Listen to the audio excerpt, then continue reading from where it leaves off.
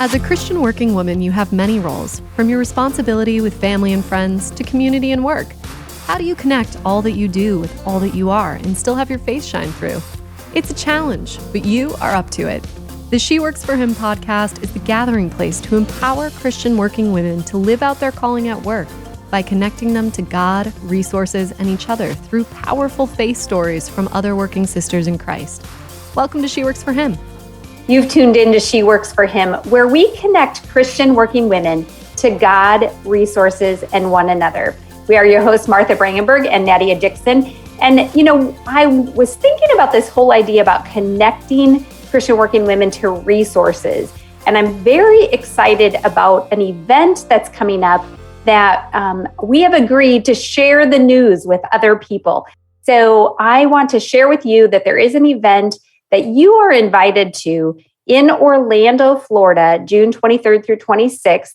And it's by Dr. Perdita Meeks, and it's called Boss Woman Getaway. And I just want to share this one little thing they say. The conference Getaway will showcase women leaders, whether you're an executive, manager, supervisor, entrepreneur, team leader, or stay-at-home mom. We've created a collaborative platform that will promote the exchange of dialogue on topics and issues pertinent to empowering women.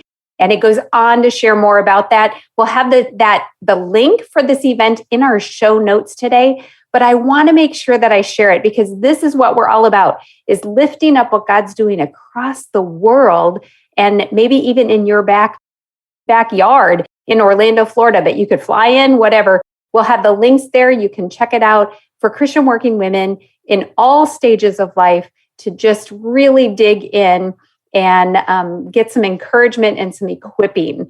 So I wanted to highlight that. You can find more about She Works for Him by going to sheworksforhim.com. And remember to find our YouTube channel and subscribe because there's a fun aspect of being able to watch each other as we're having a conversation and feel a little bit more like we're sitting across the table.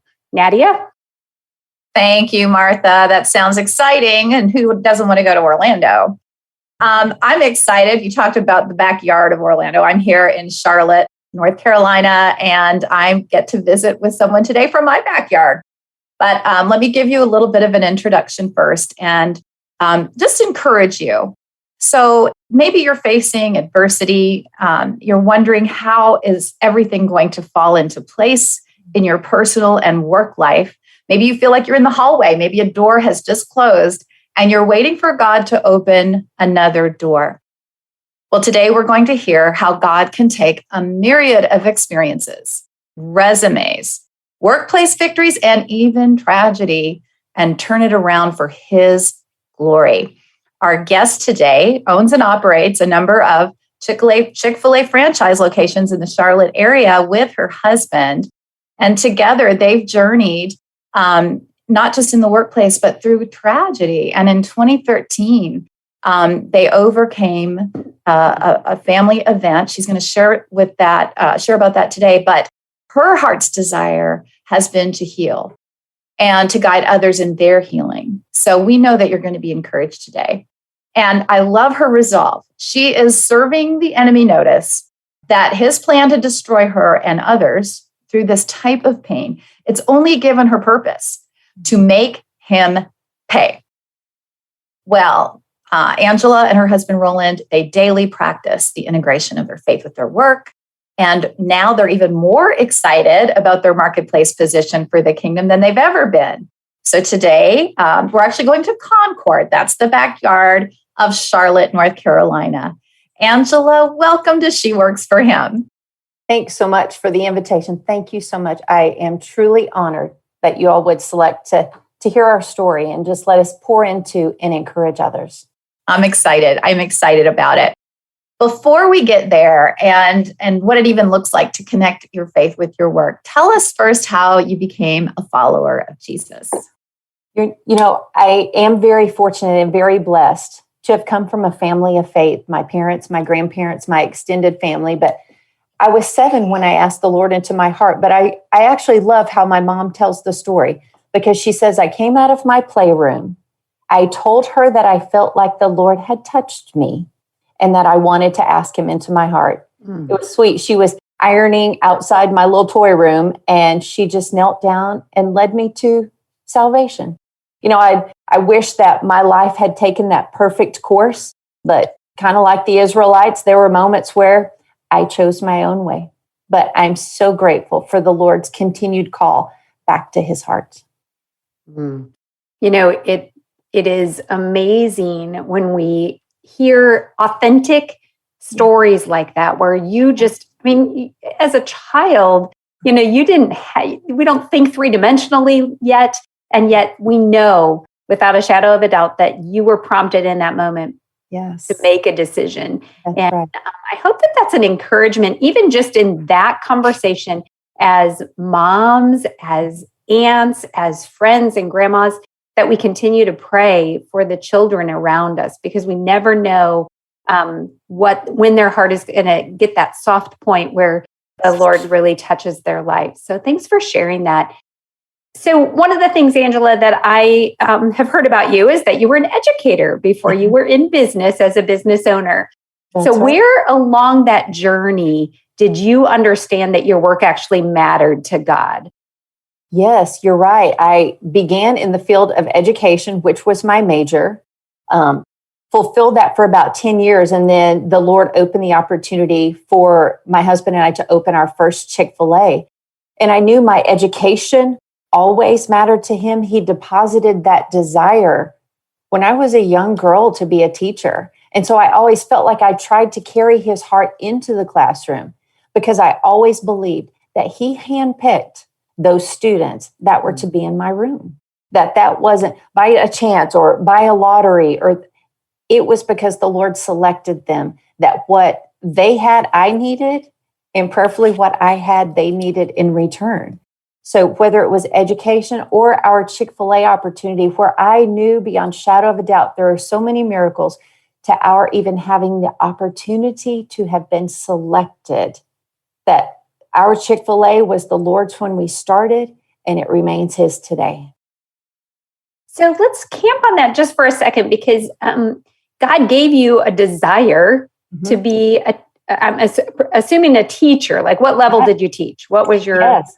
Well, when I had gone to college, I had majored in early childhood, elementary, and special ed, and at different points was involved in all of that. But the beautiful thing, even going from education to Chik-Fil-A, I knew that those roads intersected. When we came into Chik-Fil-A, I still realized I had opportunities with high schools where I spoke to marketing classes. I still had fundraising opportunities.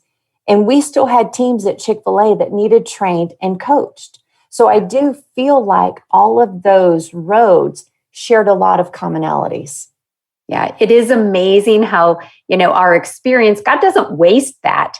He may shift it, and it may look different, and you may not have a classroom, 4 walls that you are in, but yet I imagine every day that you are using those teaching skills in one way or another. When we come back, we're going to hear more of your story, Angela Mitchell. Thank you for being with us here. We'll be right back with more on She Works for Him.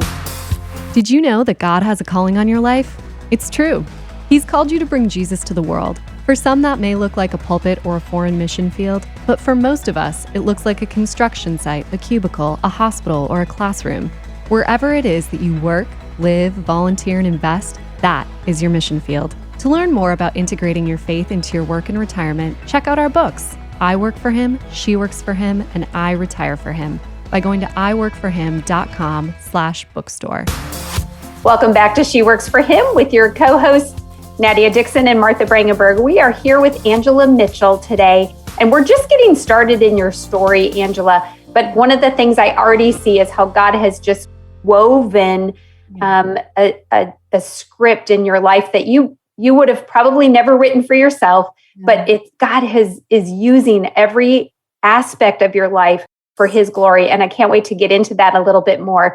So what I want to know right now is we kind of jumped forward, but you and your husband, you left education technically, and how many Chik-Fil-A's do you guys have? Well, we have 2 freestanding Chik-Fil-A restaurants and a location that's inside of a bank. Okay. Wow, inside of a bank. So you can eat Jesus chicken and make a deposit. Absolutely. How about that? I have not heard of that one. That's awesome. So while you guys have been growing your business and your ministry, really, your family was introduced to what you would consider a life-changing ministry. Why don't you tell us about that? Sure. Yeah, in January of 2013, the Watoto Children's Choir, which is from Uganda, Africa, was going to be performing at our church. And so kind of one of those things, on a whim, a simple yes, we signed up to host 5 little boys and 2 uncles for what we thought was just going to be a really fun experience. We just had no idea how the Lord was about to transform a simple yes into what we couldn't then imagine. So what was that thing that you couldn't imagine? Maybe tell us a little bit more about Toto so that we understand. Yes. I have a feeling I've seen them, but tell us about it, and then what it actually, the impact it was on you guys. Sure. Toto Ministries is about 40 years old, a little over. It was founded by Gary and Marilyn Skinner.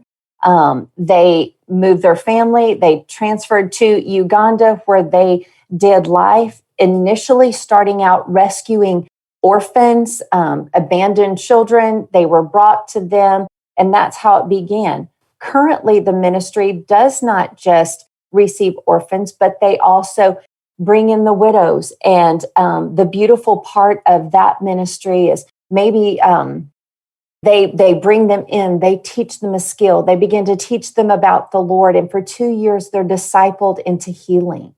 Mm-hmm. And then they are released, having learned a trade. Maybe they become a tailor, maybe they do hair, maybe they make soap.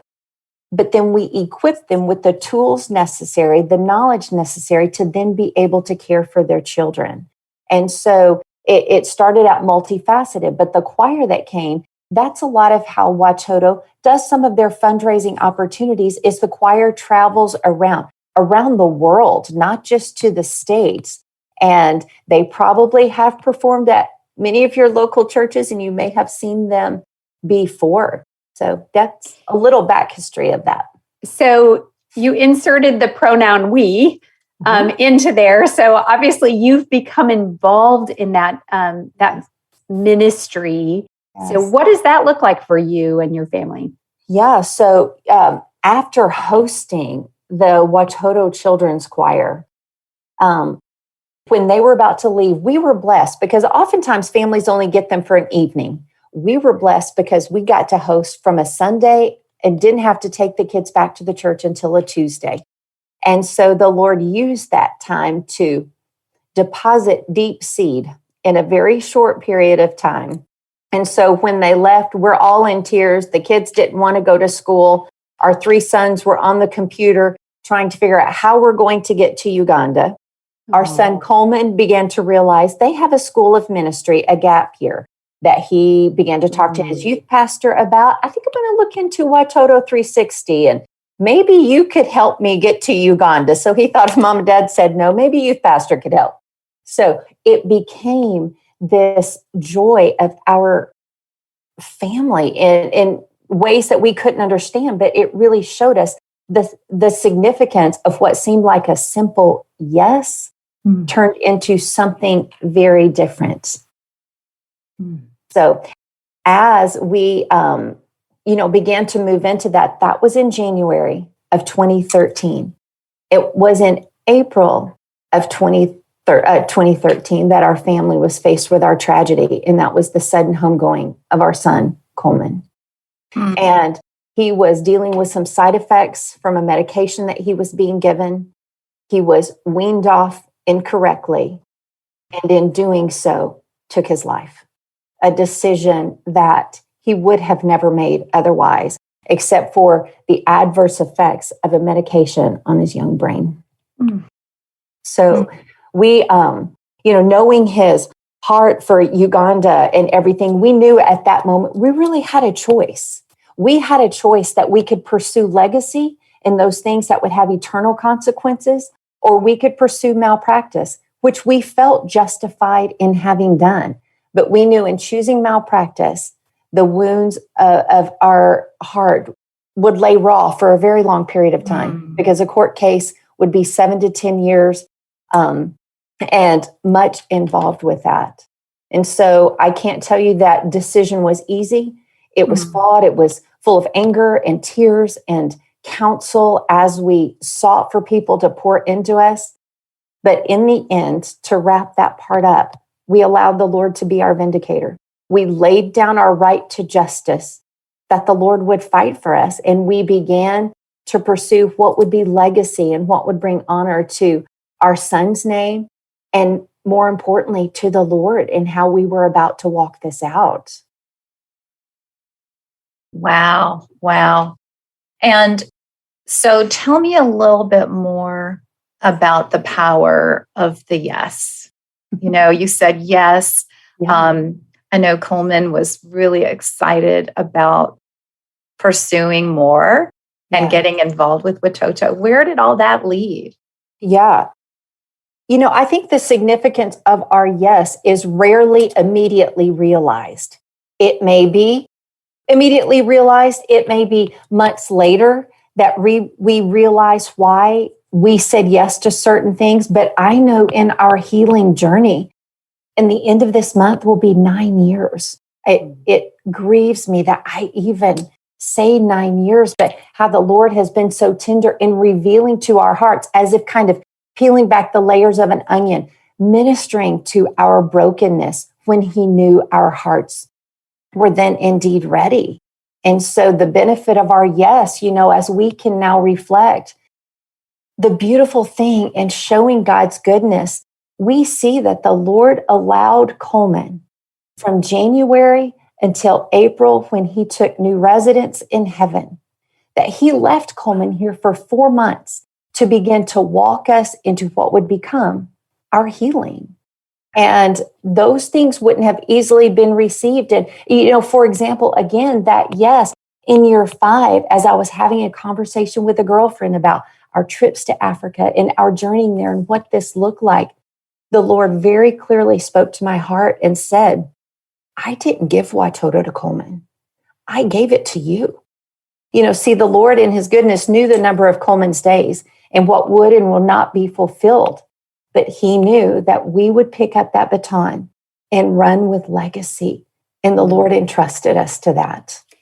What a powerful conversation around choosing to lean into legacy rather than, vindication. And I am just enamored by this conversation because I think a lot of our listeners may be in different places where we have choices to make. We have to say, Lord, how do you want me to respond to hurt or loss or grief that they're in right now?